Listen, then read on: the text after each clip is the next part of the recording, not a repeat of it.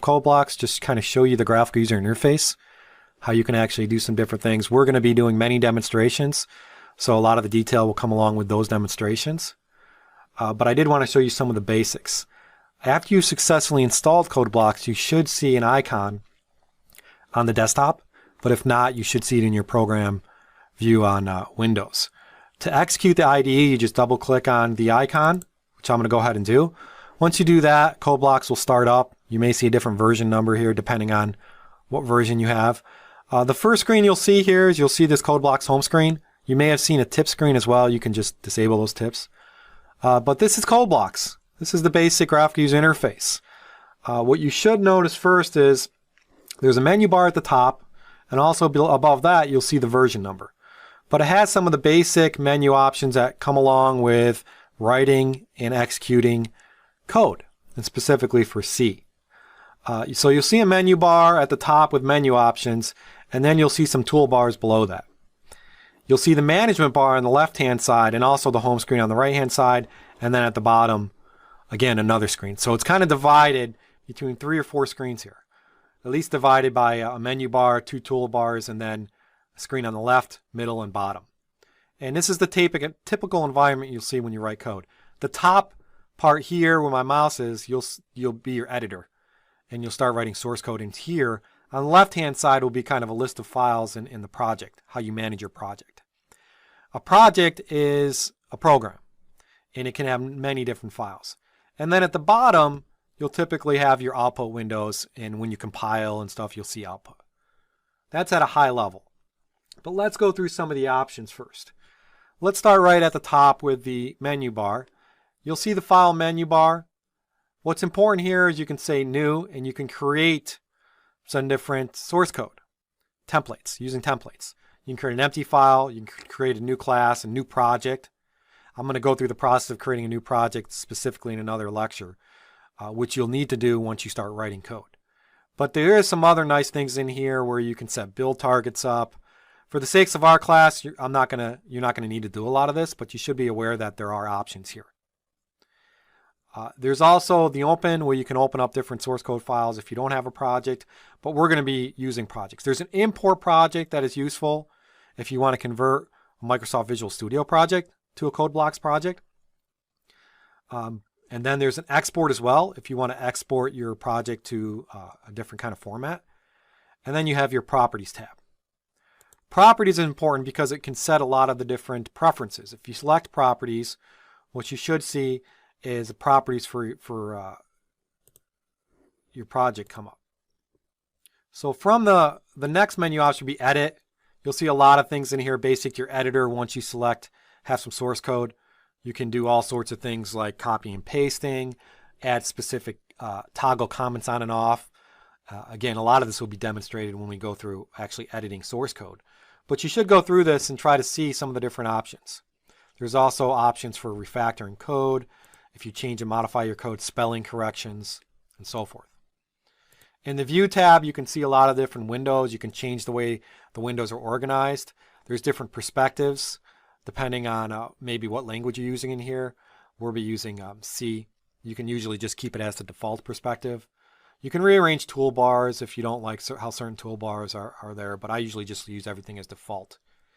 And then there's also certain view windows that are showing up that you can disable if you don't want them to show. But again, manager is usually basic as well as editor and so forth, and the status bar. But if you want to use different windows, go ahead and play around and see what different windows you can open. Search is a basic menu option where you can look for different keywords in your files. It will basically search your project. So you can say find in files. There's also a shortcut for Control F, which is you typically want to use to find searching in files. But you can search all files. You can go to different files.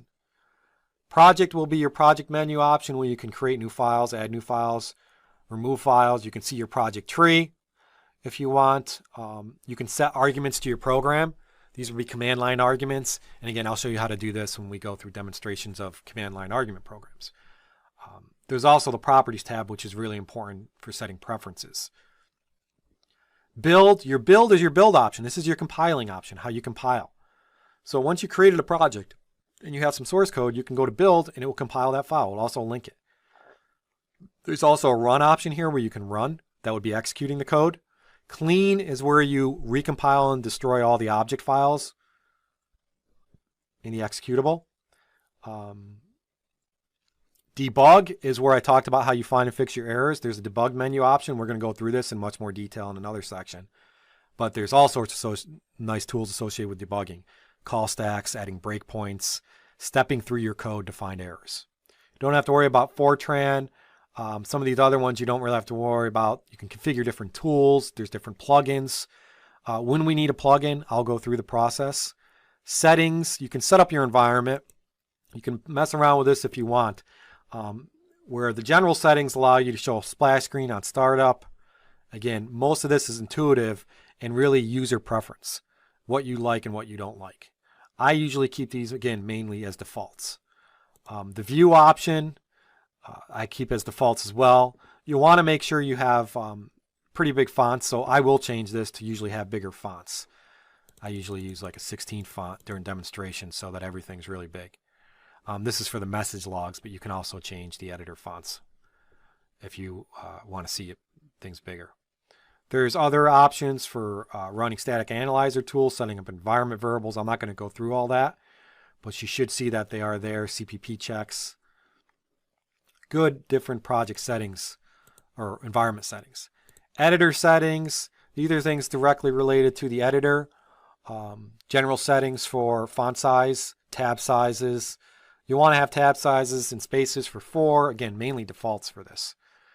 But if you have certain preferences that you want to change, go ahead and feel free. C editor settings. This will do a lot of the nice things for you by adding preprocessor code, indentation, highlighting things. You can go through this. The syntax highlighting, again. You can set up different indent options, different formatting. Source formatter is usually useful if you have a specific formatting option in mind. There's all sorts of different ones. If you've written code in Java before and you want formatting like that, it will give you examples. So if you want your brackets, excuse me, right after your if blocks, that's one way. I usually, again, just keep it as default. But if you're specific on different coding conventions, coding styles, I just use them. You can use Google. So again, it will do nice different formatting. And you could set that on style, brackets, indentation, formatting. This is pretty useful. Automatic formatting is important. Formatting is important because it makes your code more readable, especially when blocks are, you want to make sure your code is indented for blocks. You want to make sure that all beginning and ending brackets are also line up and so forth. So you want to make sure you format your code. Has options for code completion if you want to disable things. Again, I'm not going to go through everything, but you'll want to check some of this stuff out. Code editor is important. Compiler and debugger. Usually don't have to do much with this. For the compiler settings, you want to make sure that it's installed the compiler that came with the IDE. So usually the GNU GCC compiler, the MinGC compiler, or Cygwin compiler. Right? I'm using the GNU GCC compiler, but again, you might see the Min compiler here because that's what came with this IDE, or a Cygwin compiler. But you should have a compiler here. If you don't have a compiler set up here, then that means that you can't run and create any programs. You'll typically see an error when you install this IDE that says no compiler detected. If you install the one that I mentioned with the setup that automatically downloaded MinGW, that will come with that compiler and automatically detect that and install that. But you can play around with different compiler settings if you're more familiar, with linker settings, but again, I would just keep this as default. And the debugger we'll talk about in our debugging section. Help for documentation's sake. If you go through some of the different toolbar options, you can do automatic things like saving. Here are some debugging or copying and pasting options. Play has to do with the debugger executing code.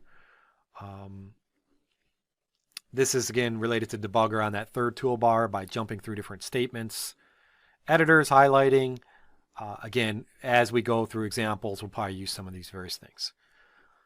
This project management tab is important because this will identify your program and your list of files.